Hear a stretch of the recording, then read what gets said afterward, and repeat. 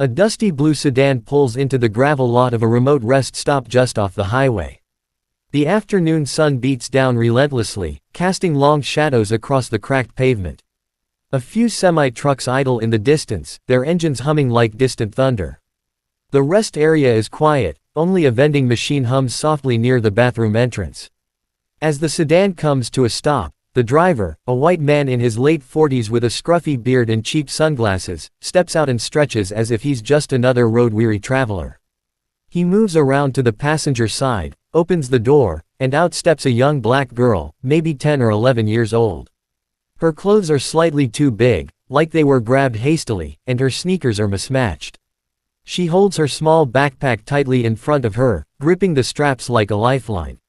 She looks around slowly, eyes scanning the area, not with curiosity, but with a quiet, guarded urgency. Her posture is stiff, unnatural for a child. The man barks something low and sharp, causing her to flinch. She nods without speaking and follows him toward the bathrooms, staying a half step behind, never once making physical contact. She doesn't call him Dad, or anything at all. The few people nearby don't seem to notice anything unusual, just a tired man with his kid on a long road trip. But one man, seated on a bench with a bottled water in hand and wearing a faded U.S. Marines t-shirt, does notice. His eyes follow the pair, narrowing slightly as he observes the girl's tense body language and the man's firm grip on the situation. He's not sure what's wrong, but something is. Years of training and combat zones have taught him to trust that feeling, when things look ordinary but feel wrong. He watches as the girl lingers near the vending machine for just a second too long, glancing around before moving on. There's something in her eyes, a quiet plea that says everything words can't. The Marine, still seated on the bench, casually leans forward, pretending to tie his shoe while keeping the girl and the man in his peripheral vision. He watches them closely as they move toward a shaded picnic table. The man plops down with a grunt and pulls out his phone, barely acknowledging the girl as she remains standing beside the table, her arms wrapped tightly around her backpack. She scans the rest area again, nervously, deliberately, eyes flickering from the parked cars to the vending machines to the few scattered people walking around. She bites her lip and slowly sinks onto the edge of the bench across from the man, but she doesn't relax. Then it happens. Her hand, resting on her leg, begins to move, slowly at first, then more purposefully.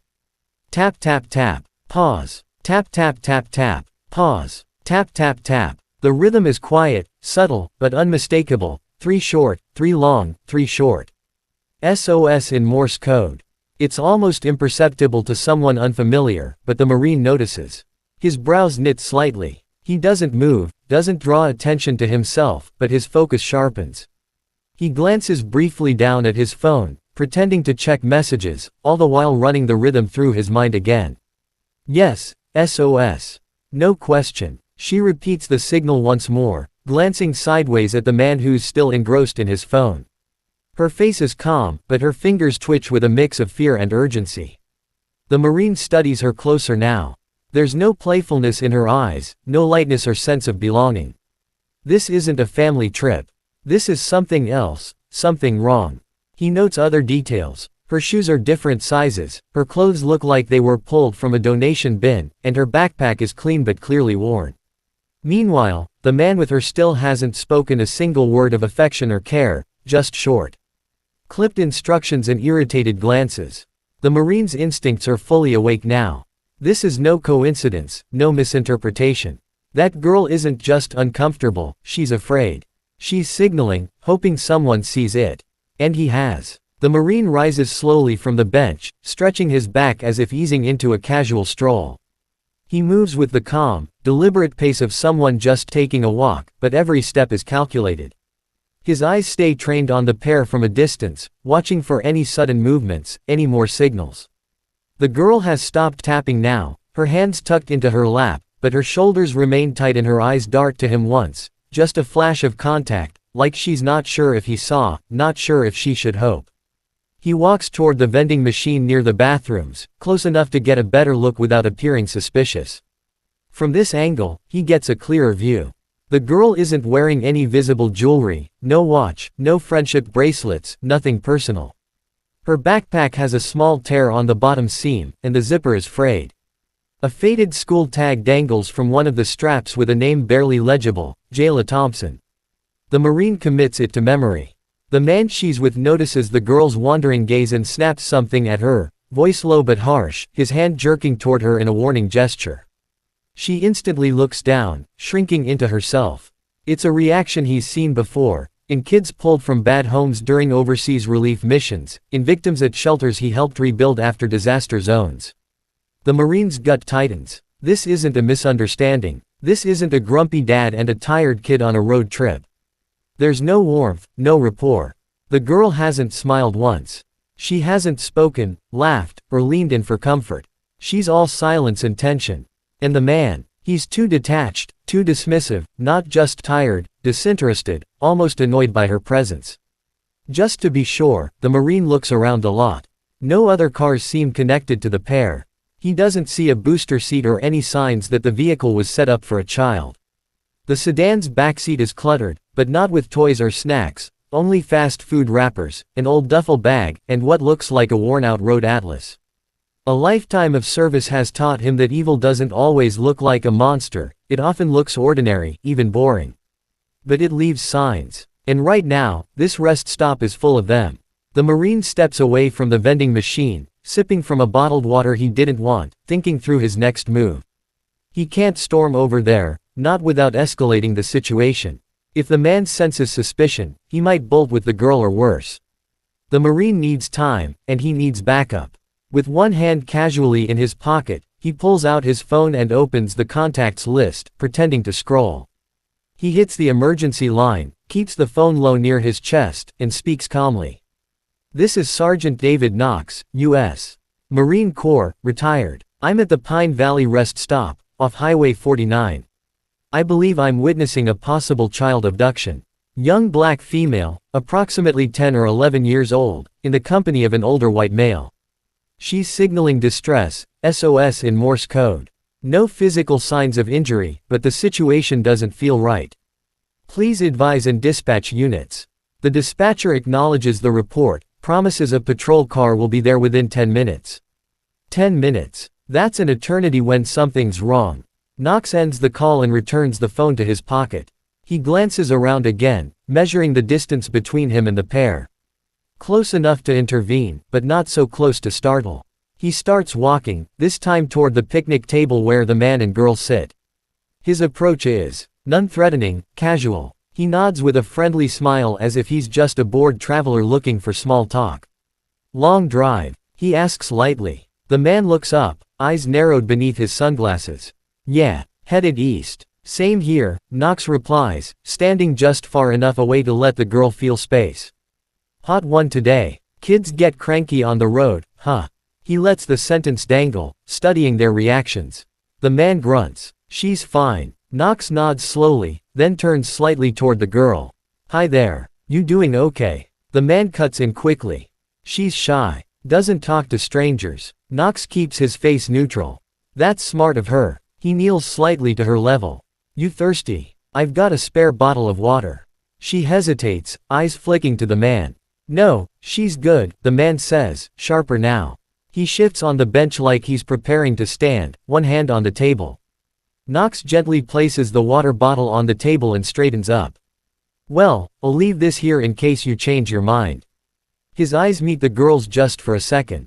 In that moment, she shifts her hand beneath the table and subtly curls her fingers into the palm, thumb tucked in, a clear, silent gesture. It's the violence at home signal. And that's all Knox needs. He smiles faintly, heart pounding, and slowly backs away. He's seen enough. The girl is reaching out. Now it's time to act. Knox's mind clicks into gear the moment he sees the girl's hand make the silent gesture, a thumb tucked into her palm, covered by her fingers. It's unmistakable. He'd seen the viral PSA about it months ago, a hand signal used by victims of abuse or trafficking to silently ask for help. His heart races, but his face remains calm. He nods subtly in acknowledgement, careful not to startle either of them. He backs off casually, walking a short distance to a shaded area near a recycling bin, where he has a clear line of sight and time to think. He taps his phone again, this time calling the emergency line back. She just gave the signal for domestic violence, he says under his breath.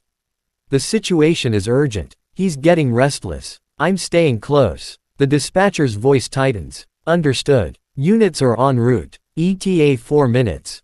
Do not engage unless the girl is in immediate danger. He ends the call, keeping one eye on the picnic table. The man is standing now, restless. He checks his phone, then looks around the rest area, eyes darting, searching. He's sensing something's off. The girl stands up slowly, backpack still clutched to her chest, her posture even more guarded than before.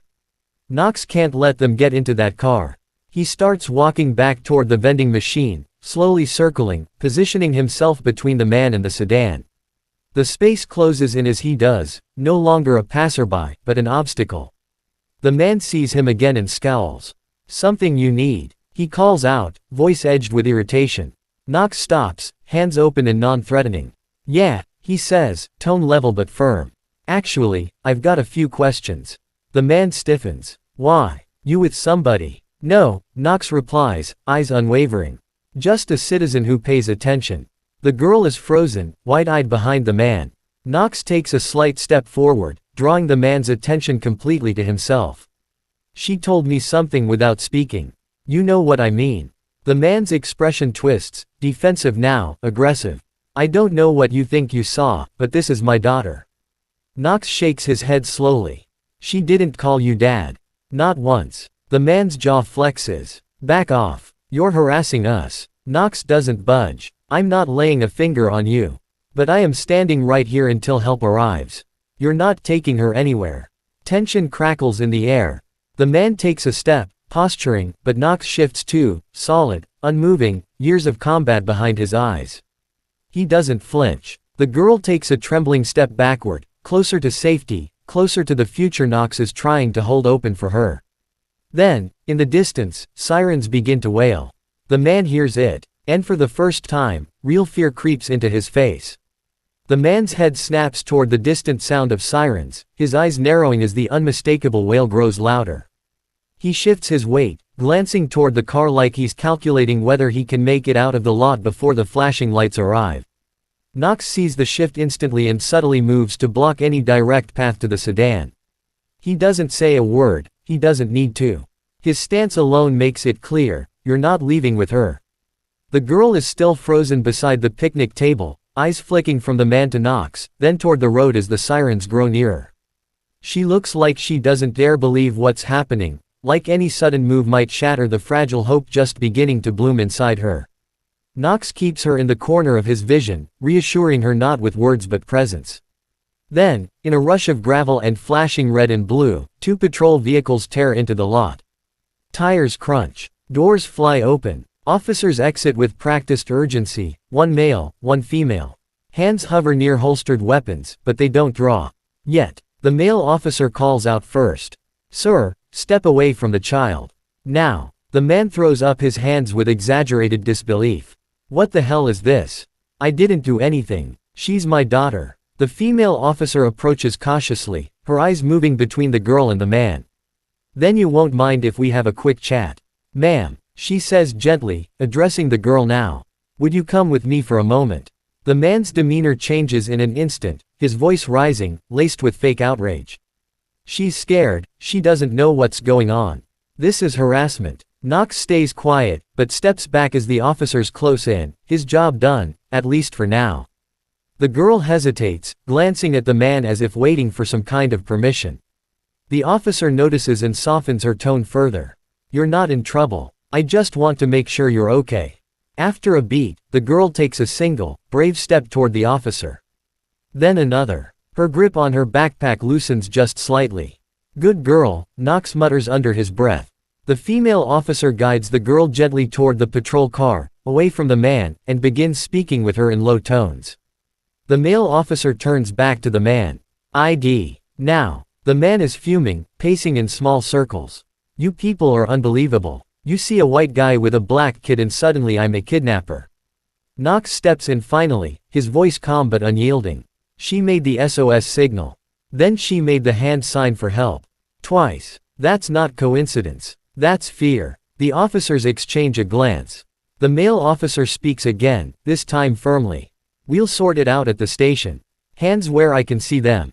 The man scowls but complies, muttering curses as he's patted down and led to the second patrol car. Knox watches silently, his body taut with tension, every sense still alert until the door shuts behind the suspect.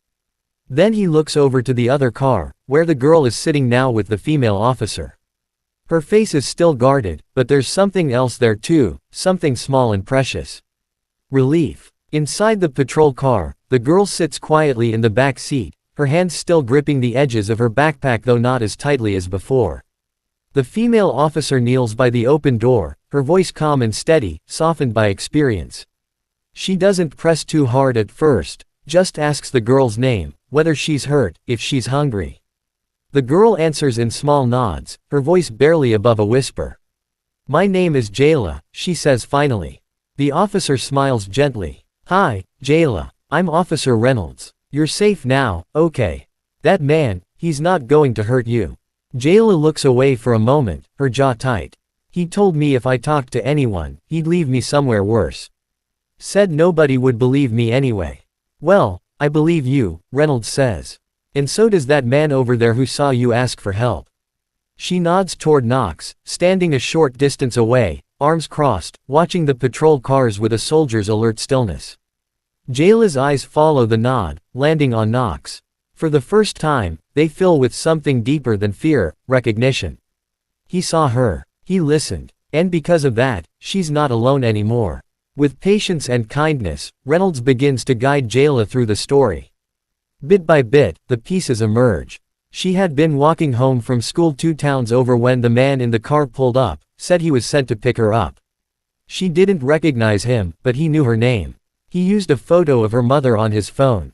She got in, unsure and frightened, but afraid to say no. And then, the road trip began. No destination, just miles of backroads, gas stations, fast food, and the looming threat of what would happen if she disobeyed. She'd remembered something. From school, a safety seminar where a teacher taught them how to signal for help silently.